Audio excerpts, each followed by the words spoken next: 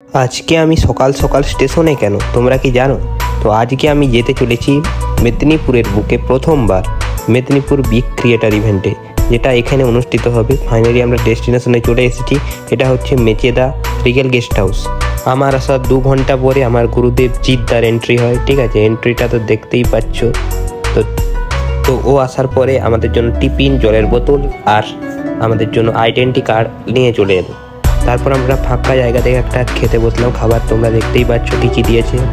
কিছুক্ষণ ঘোরাঘুরি ভিডিও করার পর আমরা দেখতে পাই বিএম ব্লগসকে। তোমরা তো সকলেই যেন বিশ্বজিৎ দা। তারপর আমরা গেস্ট হাউসটার গার্ডেনটায় পুরো চক্কর মারছিলাম আর ভিডিও শ্যুট করছিলাম। কিছুক্ষণ ঘোরাঘুরির পর তো আমাদের মধ্যে উপস্থিত হয় পটল দিদিমণি। কেউ চেনেন তো এমন নয়, ছোটো থেকে যার ভিডিও দেখে এত বড় হয়েছি তারা আমার চোখের সামনে এখন। তারপর আমরা এখানে কিছু ভিডিও শ্যুট করছিলাম, জিদ্দাও ভিডিও শ্যুট করছিল। কিছুক্ষণ পর আমরা পেয়ে যাই তোমাদের সকলের প্রিয় সেই মাকুদাকে।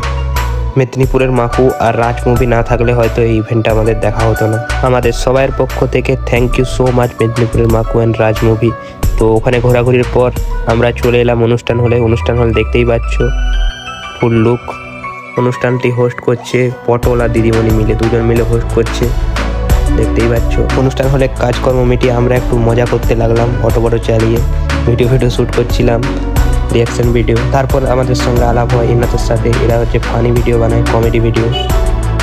আর আমি বোনা নামে এদের চ্যানেল আছে। তো এদের সঙ্গে একটু আলাপ করার পর আমরা একটা ড্রোন শ্যুট করতে গেলাম। ড্রোন শ্যুটটা কেমন হয়েছে কমেন্টে কিন্তু জানিও মনে করে।